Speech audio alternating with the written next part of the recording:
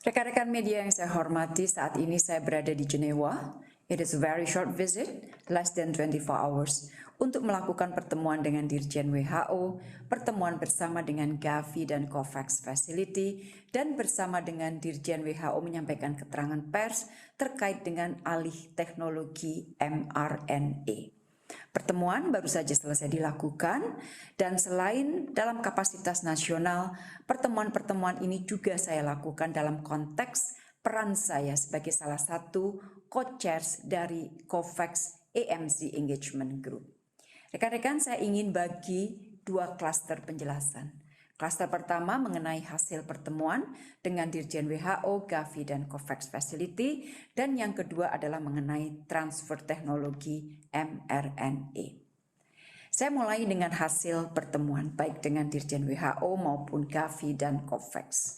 Inti pertemuan adalah melakukan tukar pandangan mengenai kolaborasi untuk mendukung prioritas presidensi G20 Indonesia, terutama terkait prioritas di bidang kesehatan.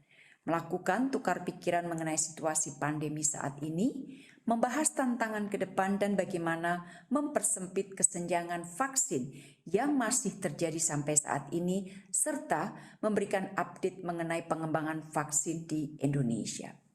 Dalam pertemuan dengan Dirjen WHO, saya menekankan bahwa Indonesia terus berkomitmen untuk terus memperjuangkan dan menyuarakan kesetaraan vaksin. Indonesia juga menyampaikan harapan agar negara penerima vaksin dapat menerima vaksin dengan masa kadaluarsa yang lebih panjang, sehingga dapat mendukung program vaksinasi secara lebih maksimal. Dalam pertemuan, saya juga menyampaikan mengenai pengembangan vaksin Indonesia. Dan jika semua berjalan lancar, maka proses akan berujung pada permintaan emergency use listing dari WHO. Dalam pertemuan dengan Dirjen WHO, kita juga melakukan tukar pikiran mengenai endemik. Dirjen WHO menyampaikan pentingnya tingkat coverage vaksinasi yang mencukupi, terutama untuk kelompok rentan, usia lanjut, dan komorbid. Dirjen WHO juga menekankan pentingnya pemakaian masker untuk perlindungan. Rekan-rekan yang saya hormati, selain bertemu dengan Dirjen WHO, saya juga melakukan pertemuan dengan Deputy CEO Gavi, Anuradha Gupta, dan Managing Director COVAX Facility, Aurelia Nguyen.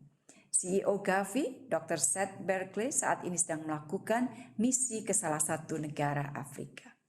Di dalam pertemuan dengan Gavi dan COVAX Facility, saya sampaikan apresiasi terhadap COVAX Facility yang telah banyak berkontribusi mendistribusikan vaksin ke negara-negara berpenghasilan menengah dan rendah.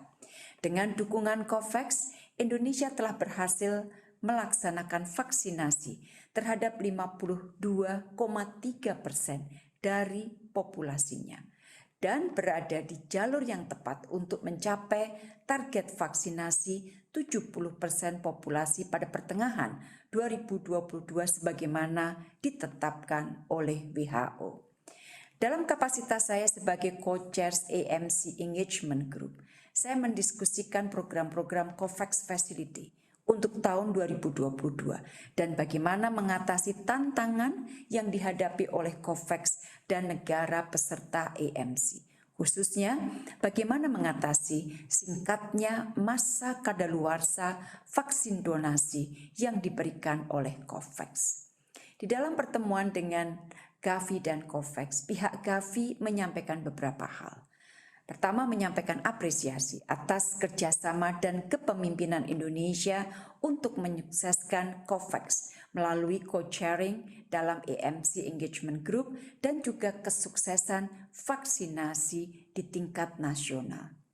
Selain itu, pihak Gavi dan COVAX menyampaikan bahwa Indonesia telah menginspirasi dalam mendukung kredibilitas kerja Gavi dan COVAX.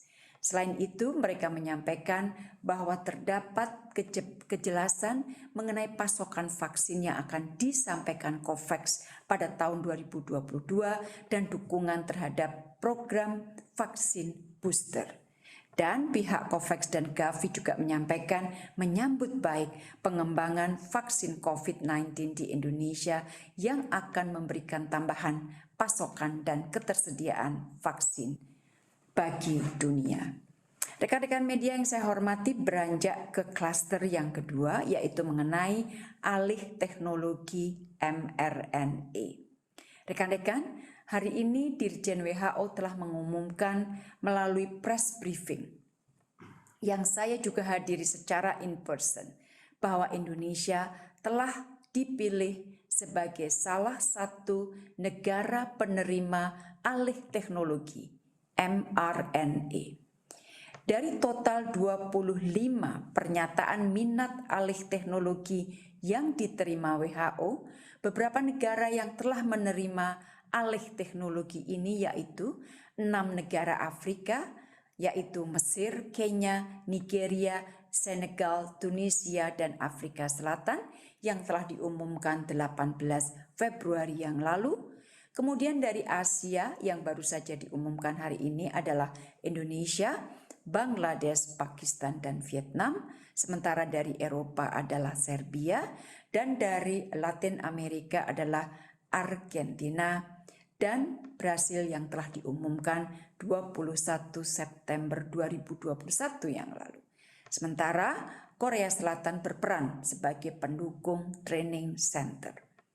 Program WHO ini dilaksanakan di bawah mRNA Vaccine Technology Transfer Hub atau Pusat Alih Teknologi mRNA guna mendorong alih teknologi secara luas dan cepat ke beberapa negara. Di dalam kesempatan press briefing tersebut, Dirjen WHO menyampaikan pandemi ini mengajarkan pentingnya untuk meningkatkan produksi vaksin, khususnya di negara berpenghasilan menengah dan rendah. Dirjen WHO menyampaikan bahwa alih teknologi mRNA ini akan memberikan jaminan bukan saja meningkatkan akses terhadap vaksin COVID-19, tetapi juga untuk penyakit lain termasuk malaria, TBC, dan kanker. Di dalam press briefing bersama Dirjen WHO, saya menyampaikan apresiasi terpilihnya Indonesia sebagai salah satu penerima transfer teknologi mRNA. Saya menyampaikan bahwa Indonesia adalah negara yang dari sejak awal menyerukan kesetaraan akses terhadap vaksin, termasuk melalui alih teknologi dan know-how kepada negara berkembang. Itulah mengapa saya sampaikan presidensi G20 Indonesia mengangkat isu kesehatan sebagai salah satu prioritas. Saya juga menyampaikan bahwa Bio Farma sebagai pihak yang menjadi mitra di dalam negeri merupakan produsen vaksin terbesar di Asia Tenggara dengan kapasitas produksi lebih dari 3,2 miliar dosis per tahun, dan Bio Farma memproduksi 14 jenis vaksin dan telah mengekspor ke 150 negara. Kemampuan Indonesia di bidang teknologi mRNA, saya sampaikan, akan membantu pemenuhan kebutuhan domestik kawasan atas vaksin berbasis mRNA serta pengembangan dan pembuatan obat terapi. Alih teknologi ini akan berkontribusi dalam memastikan akses setara terhadap obat-obatan agar kita dapat pulih bersama dan pulih menjadi lebih kuat. Recover together, recover stronger. Di dalam pernyataan pers saya tekankan bahwa solusi seperti ini adalah solusi yang diperlukan negara berkembang. Solusi yang memberdayakan, solusi yang memperkuat kemandirian, dan solusi yang memungkinkan negara berkembang berkontribusi bagi ketahanan kesehatan global. Kita benar-benar berharap kerjasama ini akan dapat mempersempit kesenjangan vaksin. Demikian yang tadi saya sampaikan di dalam press briefing bersama dengan Dirjen WHO. Rekan-rekan media yang saya hormati, Terpilihnya Indonesia menjadi salah satu penerima transfer teknologi mRNA merupakan bukti kepercayaan dunia terhadap kapasitas Indonesia, khususnya Bio Farma sebagai penerima alih teknologi. Teknologi mRNA ini adalah teknologi yang paling mutakhir untuk mengembangkan vaksin dalam waktu singkat, dan teknologi ini tidak mudah untuk dikuasai. Sebagai penerima alih teknologi, Indonesia akan mendapatkan pelatihan teknis pada skala industri, tata cara pengembangan vaksin skala laboratorium atau klinis, dan teknik quality control serta lisensi yang terkait.